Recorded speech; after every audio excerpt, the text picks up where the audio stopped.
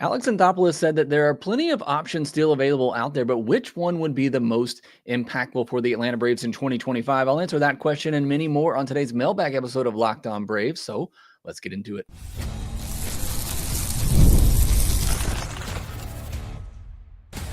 You are Locked On Braves, your daily Atlanta Braves podcast, part of the Locked On Podcast Network, your team every day. Hey, and welcome back to Locked On Braves, part of Locked On Sports Atlanta, where we cover your favorite Atlanta sports teams each and every day. I'm your host, Jake Mastriani, and you can follow me on social media at Shortstop Ball. Check out the podcast there at LockedOn_Braves. If you're new and watching this on YouTube, do me a huge favor, hit that subscribe button, the thumbs up button, and leave me a comment down below. I promise it doesn't take a lot of time, and it helps me out a ton whenever you do those things. And thank you for all your support here at Locked On Braves. If you're listening on the audio version, you can help out by leaving me a 5-star review on Apple, Spotify, or wherever you get your podcast. It is our weekly mailbag episode. Got about 20 questions to get to in today's podcast, so we'll try to get to all of those and give them the time that they deserve. Thank you as always for submitting those questions in. Wide range of questions per usual here on the Locked On Braves mailbag podcast. So you got to stick around to the end to make sure you get your question answered. And again, as always, thank you for joining us here at Locked On Braves. Hopefully you're staying warm with this winter weather that we're having deep down south. So certainly hope that everybody is safe. Also didn't mention yesterday, but prayers for everybody out on the West Coast as well with what's going on there in California. Certainly thinking about you and praying about you out there. Today's episode, though, is brought to you by FanDuel. From big upsets to game-winning drives, the NFL playoffs are better with FanDuel. New customers can bet $5 and get $200 in bonus bets guaranteed, win or lose. Visit FanDuel.com to get started. Let's jump right into the questions because, per usual, I tend to run out of time when I have this many questions, so let's get into them. First one, kind of a fun one here from Joey Milby, who says, let's play the more war game. Who gets more war in 25, Fried or Schwellenbach? I'm going to say Fried, but I'm going to say they're both going to be about 3.2 to 4 war. I think they're going to be very similar. You look at it last year, Max Fried had about 0.8 more war, but in 50 more innings. But I think both pitchers will be good, and I think both of them will be in that 3 to 4 war type of range, but I'll give Fried the slight edge there. Morton or Lopez, I'm going to say Lopez there pretty comfortably, I believe. Olsen or Pete Alonso, I'm going to go with Olsen. I think he's going to have a big year. Michael Harris or Julio Rodriguez, I'm going to go with J-Rod. I am expecting big things from Michael Harris, but I think when J-Rod is healthy, I think he's capable of being an MVP. I'm not saying Michael Harris couldn't be that, but I need to see Michael Harris do it. And I said last year was going to be the year that we see him kind of break out. I'm really hoping it's going to be 2025, but I'm now at the point where I need to see him do it. We've seen J-Rod be a huge MVP type candidate already. Austin Riley or Alex Bregman.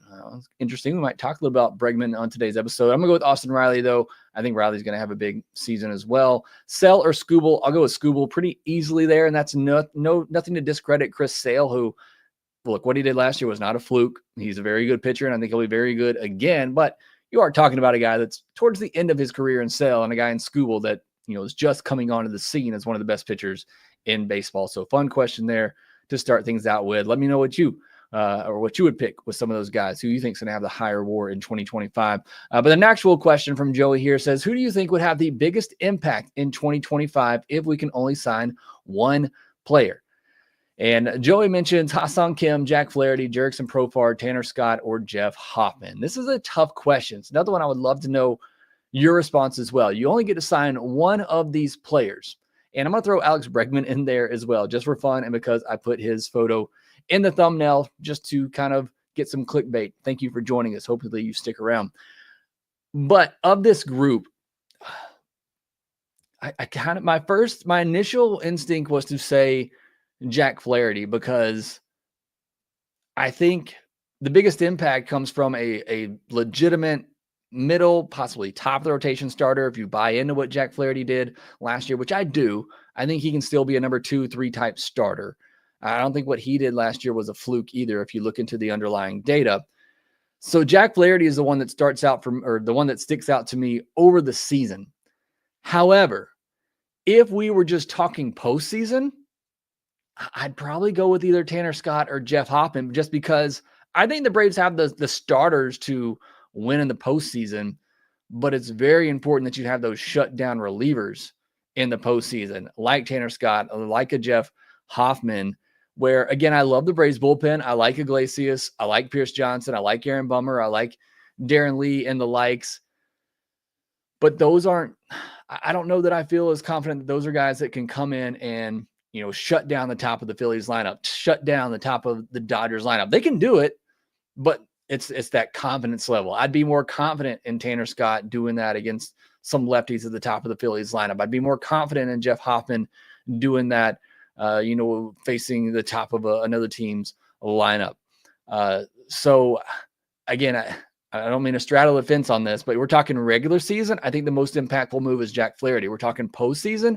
I think the most impactful move is Tanner Scott or Jeff Hoffman. If you're asking me the move I think they make, I think it's Jerickson Profar out of this group. Maybe we might talk a little bit more about Profar later on. Let's jump into some more questions. Next one from E. Goldie, who says, if the Braves stand pat, not likely, but for the sake of this question, where would you rank the current starting rotation compared to other NL teams? Where would you rank the Braves overall in the National League? I don't have a list of the other starting rotations in front of me, but I think you'd be hard-pressed to find another rotation that could beat Chris Sale. We're talking everybody's fully healthy, obviously, at this point. Spencer Strider, Chris Sale, Ronaldo Lopez, Spencer Schwellenbach. I think you'd be hard-pressed to find many teams in Major League Baseball that could match that top four. So I think the Braves, again, really without looking at other rotations, I think the Braves would have pretty easily on paper a top five rotation. And that's not even considering who might be their fifth starter. But again, talking if everybody's healthy, I think the Braves rotation with that top four that I just mentioned would be at least top five in baseball. And I think the Braves overall are top two, top three in the National League. I mean, you look at the odds makers, and the only team they put ahead of the Braves is the Dodgers. And the only other two teams that are really in that conversation are their division rivals in the Phillies and the Mets. So to answer your question, I think their rotation is top five in all of baseball. I think the team overall is top five in all of baseball. But looking at the National League specifically, which I think is overpowering the American League at the moment, I think the Braves are at least top three, top four in the National League. So that's where I would put them right now, if nothing else happens. And that's assuming that no other team does something as well. I mean, if the Mets or Phillies go out and get an Alex Bregman and a Jack Flaherty, then maybe that changes some things. But as things stand right now, I'd still would put the Braves ahead of both the Phillies and the Mets. I'd put them right there behind the Dodgers. Anthony Del Sandro says, what would your pitch to Roki Sasaki be to bring him to the Braves? That's a great question. I mean, other than it's been a winning franchise for a long time, been to the postseason 7 straight years, won a World Series recently. They still have a young core that is ready to compete for years to come, and we've done a great job developing starting pitching. And we have a rotation that we believe with you, we could comfortably give you a 6-man rotation to give you that extra day of rest that you need. And we did that last year, having a 6-man rotation. So it's something that we're becoming more comfortable with. I think that would be part of my pitch to Sasaki. I don't think he's coming to the Braves, but that would be part of my pitch.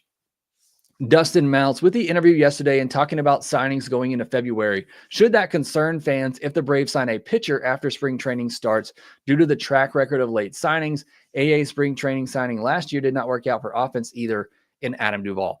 I do worry about late signings for pitchers in particular. I don't worry necessarily about hitters, just as it doesn't take hitters as long. I think Duvall is just kind of at the end of his ropes. I wouldn't necessarily correlate that to being a late signing and that being why Duvall struggled so much last year. But I do worry about starting pitchers who sign late and just don't get that. Look, starting baseball players in general are very routine. Starting pitchers especially are very routine. I think if you're going to sign somebody late in spring training, you have to delay their season. And you have to basically say, okay, we've signed you. You're coming in. This is your day one of spring training. And we map out a plan from there to get you on a normal routine, especially for a veteran pitcher that's been through a lot of spring trainings. I do worry about that a little bit. Signing a starting pitcher so late does make me a little bit nervous. Caden Hurd, how likely is a front of rotation starter compared to a left fielder?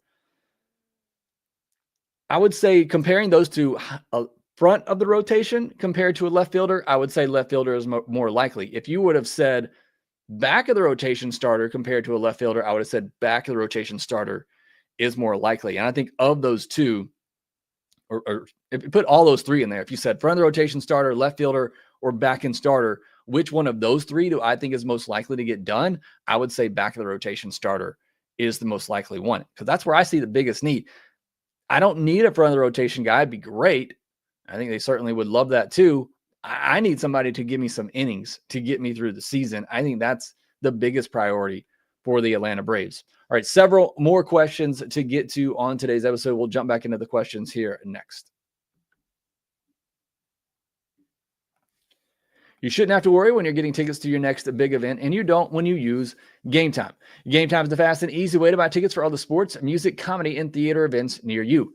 Gametime is now an authorized ticket marketplace for Major League Baseball. They have killer last-minute deals, all in prices that you can filter right there in the same screen. A view from your seat. You know exactly what you're going to be looking at. Hopefully not a poll at Fenway. You can see the actual field out there. You can see that right in the app as well. And again, those all-in prices, you can filter it, so there's no surprises when you get to the checkout screen. I can't stand it on other ticketing apps where you think you got a deal, you get to the checkout screen, and that price balloons on you. You can filter it right there in the same screen easily on Gametime. They're not hiding it from you either. You can just select the all-in price so that you can see and know exactly what you're paying. Buy tickets in seconds with just 2 taps. Gametime has deals on tickets right up to the start of the event, and the Gametime guarantee means you'll always get the best price. If you find tickets in the same section and row for less, Gametime will credit you 110% of the difference. Terms apply. Again, create an account and download the Gametime app today and use code LOCKEDONMLB for $20 off your first purchase. Download Gametime today. Last minute tickets, lowest price guaranteed. Thank you as always for making Locked On Braves your first listen of the day. Go check out Locked On MLB for your second listen, solely getting you caught up with everything happening around Major League Baseball. This will be our last podcast of the week, unless the Braves and Alex Anthopoulos make a big move over the weekend. We will jump in and talk about it. Otherwise, we'll be back either Sunday or Monday. Again, just depending on the amount of news. If it's nothing, breaking news worthy, but we do have some things happen, then maybe we'll go on Sunday. If not, we'll wait till Monday night just to give it more time for them to actually do something. We'll talk more about our minor league system in our next podcast. Have another system in the midweek looking towards the upcoming season, and then another mailbag episode next Friday as well. So that's the plan for next week. Again, all to be determined if the Braves actually do something or not. Getting back into the questions, Dan Antlers says, what would a realistic trade package look like for Luis Robert? Would Nacho Alvarez and Giancarlo Lara get the job done? Keep in mind, he's coming off a very bad year. He's under control for $15 million this year with $20 million club options beyond that. Luis Robert's situation is tricky, probably because of what you just mentioned. He's coming off a bad year. The White Sox, why would you trade him right now when his value is going to be super low? There's also the potential that you're trading for a rental. I mean, if you trade for him and it doesn't pan out, you probably have bigger issues, but then you're also getting 1 year of a guy and you're giving up 2 of your better prospects. If I'm the White Sox, I probably say no thank you to Nacho Alvarez and Giancarlo Lara. We know from the Garrett Crochet deal that they were really looking for position player prospects. I don't know this. I am just speculating that they were asking for Drake Baldwin in those conversations based on my conversation with Grant McCauley, who said, the Braves were reluctant to put Drake Baldwin in any type of deal. I'd imagine they'd probably ask for him again for Luis Robert, even him coming off of a bad year, but $15 million isn't much. So again, you're potentially getting a guy who, if he reaches his, plays up to what he's capable of and stays healthy, which has been a big issue for him, $15 million for somebody who could be an MVP candidate, that's a huge value. And I think the White Sox have to look at it like that with trading him. And I think at this point, his value is potentially so low, unless the team's going to overwhelm you with an offer, you're probably best just to go into the season with him, hope that he performs early on, and you trade him in the deadline where you're probably going to get about the same return. Because if he comes in and plays well and he looks like the Luis Robert we know he can be, then a team trading for him becomes more confident that all of a sudden you've got control of a guy for 3 years because you're probably going to pick up those club options. So now the White Sox are trading from a position of, we're giving you one of the best players in baseball, and you have control over him for 2.5 more years at $20 million, which is a good value if Luis Robert's playing up to his potential. So I think that's the best path for the White Sox, and I think they'd have to be overwhelmed to try to move him now when his value is so low. The chosen one, is there a strong possibility that Ozuna plays left field around 40% of the year so they can preserve Acuna as he returns to form? Now, if you believe Alex Anthopoulos and his comments from yesterday, which, again, you always got to take GM speech with a grain of salt, he very clearly said, because they asked him about this, and he very clearly said, Marcell Ozuna is going to be the DH, Austin Riley is going to be the third baseman, and there have been no internal discussions for otherwise. Now, do I think it would be okay for Ozuna to play out in the outfield 20 or fewer times? 40% of the time is too much, but putting him out there, I don't know, once a week, once every other week to get Acuna off his feet and let Acuna play in the DH spot, I think you could live with that. 40% of the time is way too much, though. I'm thinking 10 to 20 times a year that you could maybe do that. But it sounds like there really are no discussions currently for that to happen. Matt says, AA loves to get out in front of the market and sign players to team-friendly deals. If this strategy no longer works going forward, will he adjust? I don't want this to be a thing every year going forward because he is stubborn and doesn't want to go out of his comfort zone. I'm sorry, Matt. I don't think AA is going to change his philosophy in free agency. I think, and he said this very clearly, and I agree with what he said on the interview yesterday. When we target a player and we feel comfortable, we will go after him and do what it takes to get it done. And then he also said at another point, at a certain level. And that is just very clear from Alex Anthopoulos in his time here with the Atlanta Braves. If there's a player that he likes, he will go out and go out and aggressively go after that player up to a certain level. And he mentioned the Josh Donaldson situation, which I bring up all the time.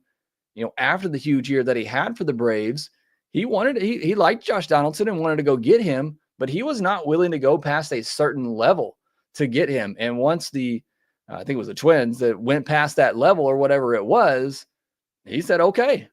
And that is just how Alex operates. And I don't think that's going to change anytime soon, no matter what the market is doing. And that's what you're seeing this offseason, where there may be some guys that he really liked that they targeted early on and just saw the price was too high and moved on. Possibly. He didn't say that, and we don't know that, but it feels like that's the case. And he's just not going to go beyond what he is comfortable giving a player. And again, from that conversation, another thing that I take away is something that I've just always kind of assumed, but you kind of hear him say it, is that he doesn't like long-term deals. And I don't ever think we're going to see Alex Anthopoulos sign a free agent to more than 5 years. He might extend a player beyond 5 years, and he's done that already, but I don't think we're ever going to see Alex Anthopoulos sign a free agent beyond 5 years. So any free agent that comes up that's going to get more than 5 years, you might as well just consider the Braves out on them. Maybe there's a special scenario. Aaron Nola last offseason, I guess would have been, I don't know exactly what the years were the Braves were willing to give in that, but they were clearly willing to spend some money and liked him. But I just don't see Alex Anthopoulos changing that philosophy. Ecuadorman, what would you pay for Sasaki, or what is the maximum you think the Braves would pay yearly AAV? So Sasaki is actually going to come over, and he can only sign for the maximum amount that you can give in international pool money, which I think for the Braves is around $6.2 million. And we already know the Braves are giving a good bit of money to Diego Torrens, I believe about $3 million. So the Braves aren't getting Roki Sasaki. I can pretty much go ahead and tell you that now, because we know what the Braves are already spending in international free agency. So it's just not happening. And it's a unique situation with Sasaki. It was the same with Ohtani. They're coming over before they turn 25. So they're basically coming over as international free agents. You only have a select amount of money that teams can give international free agents, and then they go through the process like they would be a normal prospect coming up. You'll go through your arbitration years, your pre-arbitration years, then your arbitration years, and then hit free agency in 6 years, just like Ohtani did. Alan F., has there been any updates out there on the David Fletcher situation? Braves have a lot of invested in him. He sure could add depth to the infield if the MLB gives clearance. I think a couple things here. I don't think David Fletcher gives you much. I'd almost rather go with a Nick Allen at this point, who can play really good defense just like Fletcher can, and doesn't give you much with the bat, which Fletcher doesn't. So I think they already have that guy in Nick Allen that can do the same thing for you. I understand you're paying David Fletcher the money. I think David Fletcher is just stuck at the moment. I think there's another question about Fletcher as well that I'll get to, or here it is. I'll go ahead and get to this question too. This one's from Dustin Mounts. Do you think MLB will ever announce the Fletcher gambling investigation results, or just let him basically disappear after the upcoming season with no one willing to sign him like Bauer? It certainly feels like it's heading that way. I hope that is not the case, because that's pretty bad if MLB does that. But I can also see it from their vantage point, saying, why would we bring this gambling investigation situation back into the forefront? We dealt with it with Ohtani. We dealt with it quickly. It's he's won a World Series. He's won an MVP now. People have moved on from it. Why would we resurface it for a David Fletcher when he's going to be a free agent after this season and no team's going to sign him and he'll just fade away?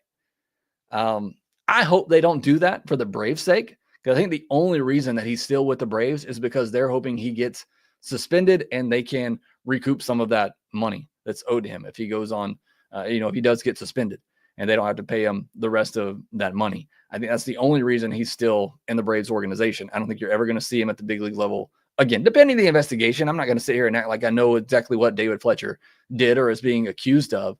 But I hope MLB doesn't do that, but it certainly feels like that's the way that it's going. All right, we still have a lot more questions to get to. As always, I'll try to sneak them in here at the end of the episode, but a lot of more good questions to answer, and we'll get back into those questions here next. From big upsets to game-winning drives, the NFL playoffs are better with FanDuel, because right now new customers can bet $5 and get $200 in bonus bets guaranteed. That's $200 in bonus bets, win or lose, over at FanDuel.com. The FanDuel app gives you everything you need for live bets, same game parlays, and so much more. And a lot of you have been asking, what would you predict for the Braves this upcoming season? Well, you look at the odd makers over at FanDuel.com, and they have the Braves with the second best odds to win the World Series at plus 900, behind the Dodgers, who are heavy favorites at plus 320, and behind the Braves, you have the Yankees and Mets both at plus 950, and then the Phillies at plus 1,000, followed by the Orioles at plus 1,200. So again, by many people out there, the Braves are already a top 5 team in baseball going into next year. They also have awards out there as well. Acuna has the 6th best odds for the NL MVP award. Chris Sale, the 3rd best odds for the NL Cy Young. You'll find Spencer Strider and Spencer Schwellenbach on that list as well. And you can check all that out over at FanDuel.com, plus the NFL playoff stuff that they have going on there. Just visit FanDuel.com to join today and get started with $200 in bonus bets. That's FanDuel.com. Also, make sure you visit FanDuel.com/playsafe for tools and resources to help you stay in control of the way that you play. Make this playoff season unforgettable with FanDuel, an official sportsbook partner of the NFL. All right, jumping back into your questions. Got about 8 more to get to, I believe. Ben says, if Ian Anderson can't make it in the rotation, wouldn't it be worth it, as the roster stands, to tell him to throw his 2 best pitches and put him in the pen? Don't worry as much about all your pitches. Just throw your best for 3 to 6 outs. I mean, isn't that what he was doing as a starter? I know he threw the curveball in a little bit, but even as a starter, it's mostly just fastball changeup to try to get through 5 innings. But yeah, and AA said that in his interview yesterday as well, that, guys like an Ian Anderson and Grant Holmes, if they can't win that 5th starter spot as 2 guys who are out of options, they could fit in a bullpen role. So I think they would potentially look at doing that and moving Ian Anderson into a bullpen role if he can't make it in the rotation.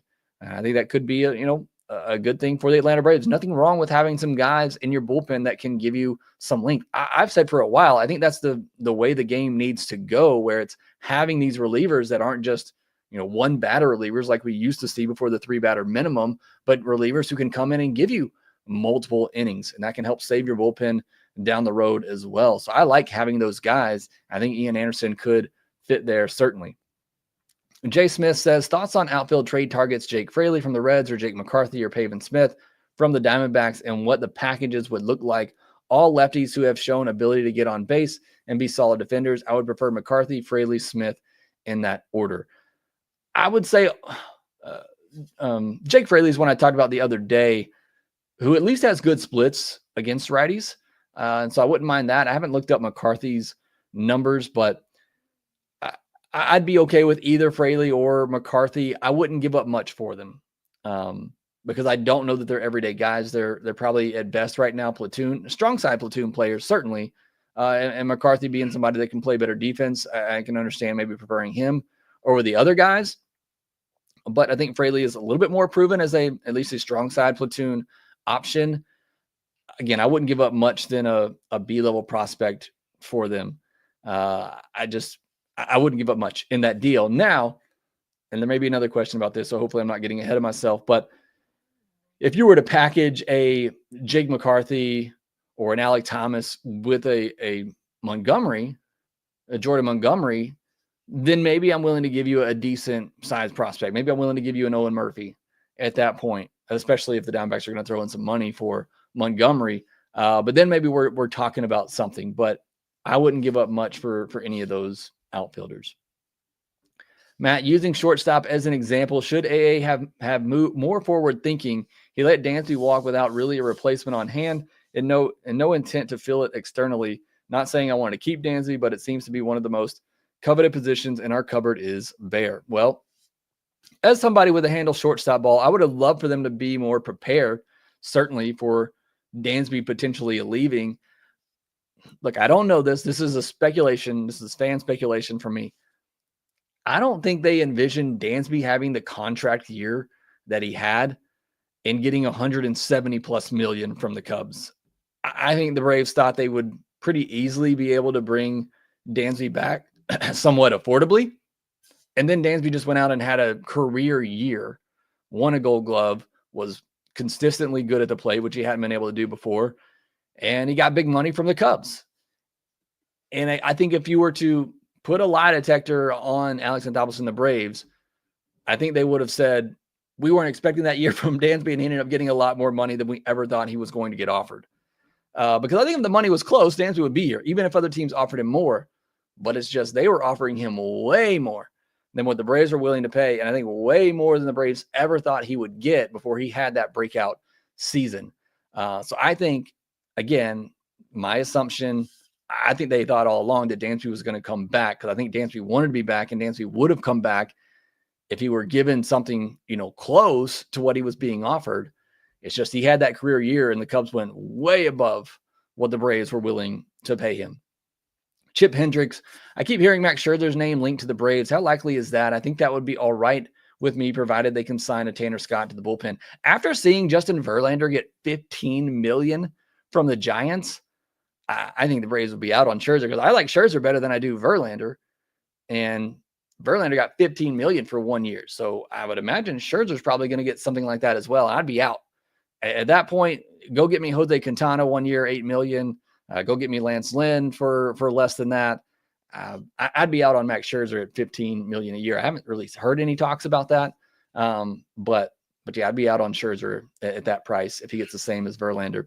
Hayden Harris, what were your takeaways from Alex's interview on 680 yesterday? Glad you asked, Hayden. I know you're every dayer, so maybe you haven't had a chance to hear it yet. But go back and listen to yesterday's podcast. In the second segment there, I'll break down everything that Alex talked about in that interview. Evan, or PJ's Brave says, even given his offensive struggles last year, though he still put up decent RBI home run totals, why do you think there is so much Matt Olson backlash bordering on hatred? It is simply because he is not Freddie or something else. It is simply because he is not Freddie. Matt Olson has been one of the best first basemen in baseball since he's joined the Atlanta Braves. It's been kind of up and down. It's a good season in his first year. It's a great season, MVP type of season in his second year. And then it was a good to okay season in his third year. So it has been a little bit up and down, but it has to simply be because he's not Freddie Freeman, and the Braves fans are mad that they didn't bring back Freddie Freeman and Matt Olson's the replacement. But Matt Olson's been very good, won a Gold Glove last year, improved a lot in that area. But that really is the only reason for the backlash, is because he's not Freddie Freeman. Susio says, who would you trade away in exchange for Lawrence Butler? Who would I trade away? I'd trade away one of our top starters. I'd trade away an AJ Smith-Shawver and Hurston Waldrop, just because I think that highly of Butler. And I think an outfield of Butler, Harris, and Acuna would be extremely exciting. So I'd be willing to give up one of our top pitching prospects for him. I don't think the A's are going to move him, but that's what I'd be willing to give up for him because I think he has that type of potential and upside, and I just think that would be a really fun outfield. Last question here from 10-Day IL says, do you think the Braves are more confident in the Kelenic, Brian De La Cruz outfield than we think? It seems like there's a very real chance those guys are the opening day outfielders with Harris. I mean, if you read into what Alex Anthopoulos said in his interview yesterday, I don't know that he feels comfortable about it because he said there's only 2 guaranteed spots in the outfield, and that's Harris and Acuna when he's healthy, which tells me, he could have very easily said, and you always got to be careful when GMs or coaches are speaking, but he could have very easily thrown in there, Kelenic will probably be in there to start the year, but he didn't. He didn't mention Kelenics name at all. He just said there's only 2 guaranteed spots in the outfield, and that's Harris and Acuna. That to me says, one, as I talked about yesterday, Kelenic has a lot to prove in spring training and when he ultimately, I think, does get his start to begin the year. And it tells me that I think Alex is still looking at outfield options because I don't think he's satisfied or okay with what the outfield options are. I just don't think he's found a deal that makes sense. A deal that I'm coming around on that I thought there was going to be a question about Jurickson Profar, but Jurickson Profar is somebody that I was out on at the beginning of the offseason. But now that the offseason, as it goes on, and perhaps his market's not shaping up like many thought it would coming off the great season that he had, I'm actually starting to buy into Profar a little bit, depending on price. There has been talk about him making swing changes last year, and that being the reason for his improvement, which is true, and Braves need to do their homework and due diligence on that, certainly more than I have just scouring the internet. If that's true, then okay, then maybe what he did last year is legitimate. What also I think goes in his favor is he got off to the hot start when nobody was hitting offensively last year. But then he cooled off for a month, but then he got it back together and finished strong. If he would have had that month where he cooled off and then finished the rest of the season, then you could have said, okay, it was just a fluky first half of the season. But the fact that he had that down month and then bounced back and was still a really good player to end it, that I think does bode well for Profar and the adjustments that he made, and perhaps that he is a good player. So I'm okay with that. I would not go over 15 million for him, though. I would not give him 20 million a year if that's what he's looking for. MLB trade rumors predicted him to get 3 years, 45 billion. So 15 million a year. I'd be okay with that, especially because Profar can still play the infield for you if needed. So I would be okay with that. I certainly would like less than that. I'd like 2 years at 15 million a year with maybe a $3 million or a third-year team option with a $5 million buyout or something like that. That would be the ideal spot for me. But if you had to go 3 years, 15 million a year for Profar, I think I'm starting to get a little bit more on board with that being okay. But to get back to answering 10-Day IL's question, from what I took, and again, always got to be careful of what you hear in a GM interview, I took it to mean that Alex isn't necessarily confident in the outfield situation, is looking to make some upgrades there. Noah Lacey says Bregman to play shortstop. I don't think so. You wouldn't normally do that at the end of somebody's career. So I don't think that's a possibility. And AA somewhat shut down the idea of Riley moving back to left field and putting Bregman at third. Obviously, he didn't say Bregman's name, but that seemed to be what they were insinuating there. But thank you all for joining today's episode of BC Protects PR. Soul Still Burns. Wales in there, reminding everybody, hit that like button if you haven't already. Noah Lacey just mentioned our Guinness as well. I appreciate you all joining. Our Guinness likes the cap. Have not taken a shower yet today. There's a little inside info for you. Snow day. We got them played in the snow, so haven't had a chance for that shower yet. So, yeah, going with a hat to cover up this nasty hair that I got going. Thank you all for joining me here live on today's episode or listening to the recording. I really do appreciate it all. Hope you all have a great, safe weekend out there. Make sure you subscribe, hit that like button, leave me a comment down below. Follow us on social media at shortstopball, at LockedOn_Braves. And make sure that you rate, review, and subscribe to the Locked On Braves podcast wherever you get your podcast. And we will talk to you next time.